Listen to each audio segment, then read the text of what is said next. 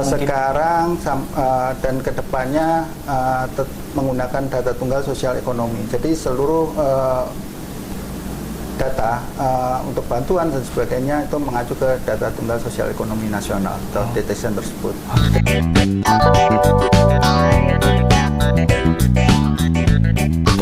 Halo teman-teman Sobat Sigma Talk. Halo.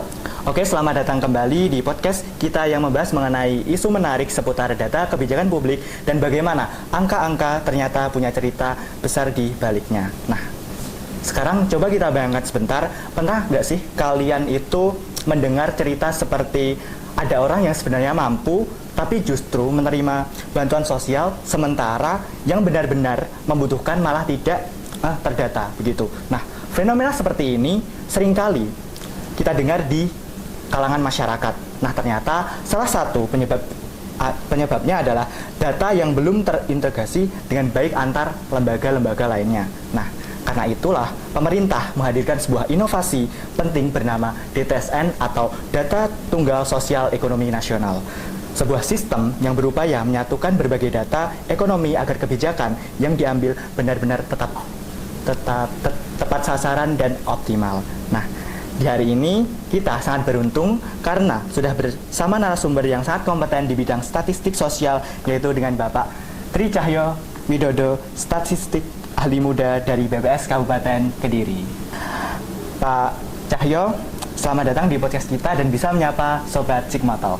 Halo Sobat Sigma Talk. Halo. Nah, jadi kita akan berdiskusi ke depannya ya Pak. Nah, sebelum kita masuk ke topik yang serius, namun tetap santai aja.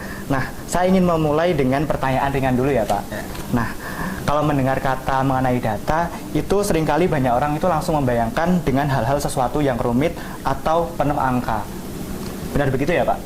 Nah, menurut Bapak sendiri, apakah data itu sebenarnya sesuatu yang rumit atau justru itu menjadi alat sederhana untuk memahami kondisi masyarakat? Begitu. Sebenarnya kalau bicara masalah data, mungkin bayangan orang langsung berpikiran statistik ya, dengan rumus-rumus yang mungkin kayak integral, cacing-cacing gitu. Betul. Ya. Sebenarnya data itu nggak serumit itu. Data apa saja ya, data apa saja. Mungkin contoh sederhana tinggi badan atau berat badan itu juga salah satu contoh data yang untuk mendapatkannya juga sangat mudah dan untuk menyajikan juga nggak begitu sulit. Oh, begitu ya Pak. Jadi terkait data itu sebenarnya kita bisa lihat itu dari hal-hal yang kecil yang ada di sekitar kita. Belum tentu hal-hal itu yang berkaitan dengan sesuatu yang berkaitan dengan statistik atau lain sebagainya. Nah, jadi sangat menarik tadi penjelasan yang sangat sederhana dari Pak Cahyo, artinya selama ini memang ada tantangan dalam pengolahan data sosial ekonomi di berbagai lembaga. Nah, pertanyaan selanjutnya nih Pak. Nah, kita sering mendengar di masyarakat itu ada penerima bantuan yang tidak tepat sasaran.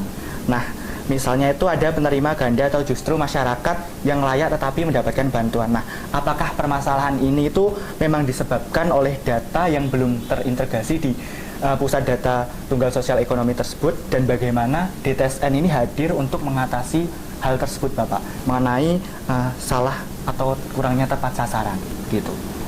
Ya, bicara tentang DTSN ya, data tunggal sosial ekonomi nasional, itu latar belakangnya dulu tiap-tiap kementerian itu punya data masing-masing ya. Seperti Kementerian Sosial itu punya DTKS, data terkait kesejahteraan sosial, kemudian BPS sendiri punya Reksosek, kemudian Bappenas punya P3KE, dan masing-masing kementerian itu menggunakan data tergantung kebutuhannya. Misalnya bantuan sosial atau PKH itu dari Kementerian Sosial menggunakan data DTKS.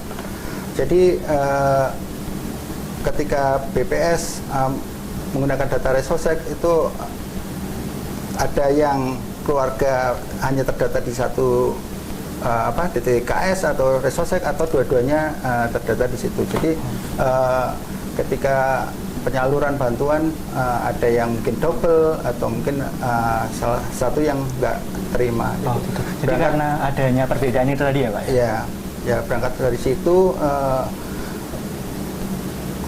Presiden Prabowo Subianto ya melalui Perpres nomor 4 tahun 2025 pengen punya data tunggal terkait untuk penyaluran bantuan. Jadi lahirlah DTSN.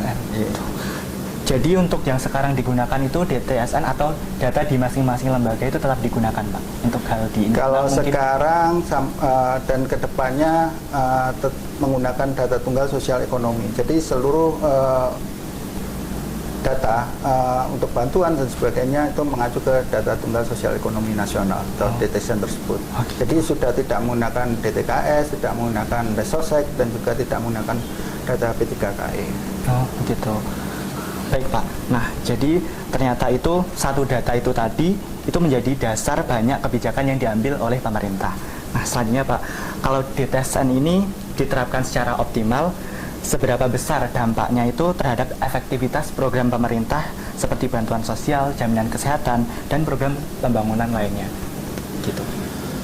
Jadi kalau di DTSN itu, kalau menurut saya itu sangat powerful ya. Artinya bisa merekam tingkat kesejahteraan dari masyarakat. Jadi di DTSN sendiri itu ada variabel terkait demografi, kemudian perumahan, kesehatan, kepemilikan aset.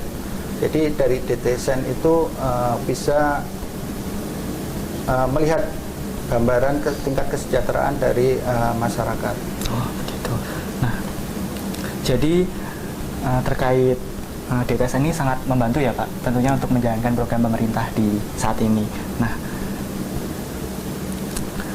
selanjutnya, Pak, terkait dengan bagaimana itu BPS memastikan bahwa data DTSN tetap relevan dan adil ketika digunakan dalam kebijakan di tingkat daerah seperti di kabupaten kota, misalnya di Kabupaten Kediri. Jadi untuk DTSN sendiri itu tidak hanya milik BPS ya. Jadi seluruh kementerian bisa menggunakan data DTSN terkait pemutahiran ya. Yeah. Jadi DTSN itu dilakukan pemutahiran per 3 bulan, per triwulanan ya. Jadi ketika ada masyarakat yang merasa perekonomiannya berubah, katakanlah dia awalnya bekerja kemudian di PHK, artinya kan tingkat pendapatannya jadi nggak ada ya. Yeah. Itu bisa mengajukan perubahan data. Oh gitu. Yeah. Jadi datanya itu berkembang mengikuti kondisi masyarakat, gitu ya, Pak ya. Nah, selanjutnya, Pak, ini mungkin pertanyaan terakhir, Pak, terkait melihat perkembangan teknologi dan kebutuhan kebijakan yang semakin kompleks seperti di era saat ini, apa langkah strategis yang akan dilakukan BPS ke depan agar DTSN terus diperbarui dan tetap menjadi basis data yang akurat bagi pemerintah? Jadi untuk DTSN sendiri terus melakukan pemutahiran ya. Contohnya yang sekarang ini dilakukan pemutahiran terkait data pelanggan PLN. Jadi sekarang bulan Maret sampai dengan Agustus pencatat meter itu melakukan ground check istilahnya, mengupdate pembaruan terkait data pelanggan. Jadi kalau selama ini kan antara ID pelanggan dengan yang tinggal di rumah itu kan berbeda. Ya, berbeda nama dan sebagainya. Oleh karena itu untuk sekarang dilakukan perubahan data terkait data pelanggan PLN. Di samping itu nanti kedepannya untuk melengkapi DTSN ini juga menggandeng Polri ya. Artinya Polri di situ kan ada terkait kepemilikan mobil, motor gitu ya. Yeah. Jadi kemudian menggandeng juga BPN ATR, itu terkait kepemilikan lahan, jadi sertifikat. Jadi untuk DTSN sendiri itu kan berbasis NIK. Jadi akhirnya kan kalau sekarang semuanya data mengacu ke NIK. Artinya dari NIK yang kita masukkan nanti bisa ketahuan keluarga itu atau individu itu ada di desil berapa, kemudian asetnya apa saja. Seperti itu kedepannya nanti akan. Baik Pak, terima kasih. Nah, Pak tadi sempat menyinggung mengenai data DTSN juga dikenal dengan konsep desil ya Pak. Nah, kita tahu sendiri itu desil itu ada beberapa tingkatan. Mengenai tingkatannya itu ada tingkatan 1 sampai dengan tingkatan 10 yang digunakan untuk menggambarkan tingkat kesejahteraan masyarakat. Nah, agar teman-teman sobat Sigma Talk juga memahami atau lebih memahami mengenai tingkatan desil tersebut. Nah, saya ingin bertanya Pak, bagaimana sebenarnya cara menentukan peringkat kesejahteraan masyarakat dari desil itu tadi, dan bagaimana itu pemerintah memanfaatkan dalam menentukan program bantuan sosial, Bapak? Ya, terkait desil ya. Jadi ibaratnya kalau desil itu kan per 10 ya. Jadi misalnya kita punya 100 data. Jadi 100 data itu terbagi menjadi desil 1, desil 2 sampai dengan desil 10. Tiap desil berarti ada 10 ya, 10 data.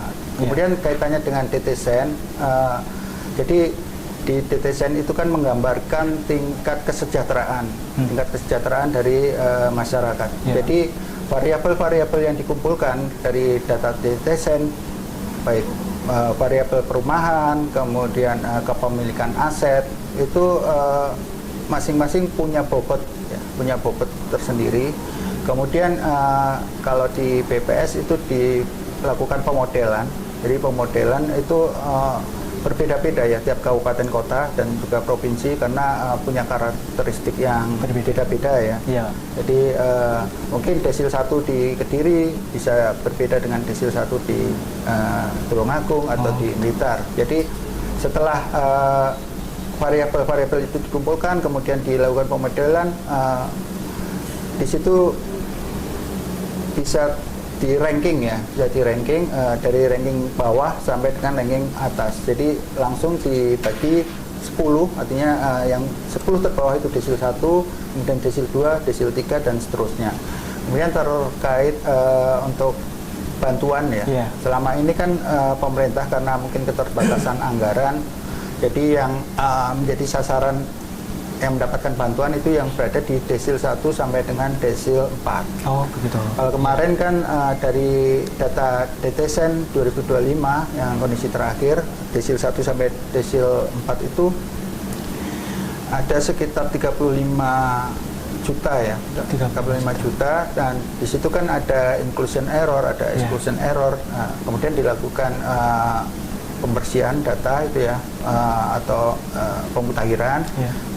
Didapat sekitar 29,5 juta sekian. Akhirnya kekurangan itu diambilkan dari desil 5 dan 6 di atasnya. Jadi itu dinamis, untuk desil itu dinamis karena seperti yang saya contohkan tadi, misalnya seseorang hari ini di PHK, bisa saja awalnya dia desil 5, karena di PHK tidak ada pendapatan, dia akhirnya turun di desil 2. Dan gitu. Memang dinamis untuk desil. Jadi makanya untuk DTSN ini terus dilakukan pemutahiran agar mendapatkan data yang menggambarkan kondisi yang sebenarnya. Tambahan sedikit ya, kemarin terkait PBI ya, penerima bantuan jaminan kesehatan, itu kan ada dari pemerintah ada regulasi bahwa penerima bantuan itu ada di desil 1 sampai dengan desil 5. Kemudian untuk desil 6 sampai dengan desil 10 berdasarkan sistem itu langsung di-cut, untuk PBI-nya menjadi tidak aktif. Dan untuk kesehatan ada penyakit katastrofik ya. Penyakit katastrofik itu artinya yang punya karakteristik bahwa itu punya resiko tinggi. Kemudian untuk pengobatan atau perawatannya membutuhkan biaya yang banyak. Kemudian untuk perawatannya membutuhkan jangka waktu yang panjang. Jadi ada pengecualian untuk penderita katastrofik. Jadi penderita katastrofik itu meliputi kayak penyakit jantung, gagal ginjal, kemudian thalassemia, stroke, intinya yang berisiko tinggi. Jadi meskipun yang bersangkutan itu ada di atas desil 5, desil 6 dan seterusnya, itu kemarin untuk PBI-nya diaktifkan kembali oleh BPJS. Dan sekarang di BPS lagi ground check ya terkait penderita katastrofik tersebut. Jadi kita melakukan pemutakhiran langsung ke lapangan. Jadi teman-teman Sobat Sigma Talk ini tadi, dari perbincangan kita hari ini, kita belajar satu hal penting mengenai kebijakan yang baik selalu dimulai dari data yang baik pula. Nah, melalui DTSN ini, pemerintah berupaya membangun suatu sistem data sosial ekonomi yang lebih terintegrasi sehingga program-program seperti bantuan sosial, jaminan kesehatan, hingga pembangunan nasional itu bisa benar-benar menjangkau masyarakat yang membutuhkan. Namun, kita juga menyadari bahwa data bukan hanya tanggung jawab pemerintah atau lembaga statistik saja, tetapi juga kesadaran masyarakat untuk memberikan informasi yang benar, relevan, dan memperbarui data juga menjadi bagian penting dalam menciptakan kebijakan yang tepat sasaran. Karena pada akhirnya, data bukan sekedar angka di dalam tabel, akan tetapi data adalah gambaran nyata kehidupan masyarakat ke depannya. Terima kasih kepada Bapak Tri Cahyo Widodo dari BPS Kabupaten Kediri atas wawasan yang sangat luar biasa dan insight yang telah diberikan kepada kami hari ini. Dan terima kasih juga kepada teman-teman Sobat Sigma Talk sudah mendengarkan podcast ini sampai akhir. Saya selaku host pamit undur diri. Sampai jumpa di episode berikutnya dengan topik yang tidak kalah menarik. Dan mungkin bisa saya hai ke Sobat Sigma Talk, Pak, untuk mengakhiri podcast kali ini. Sampai jumpa, Sobat Sigma Talk.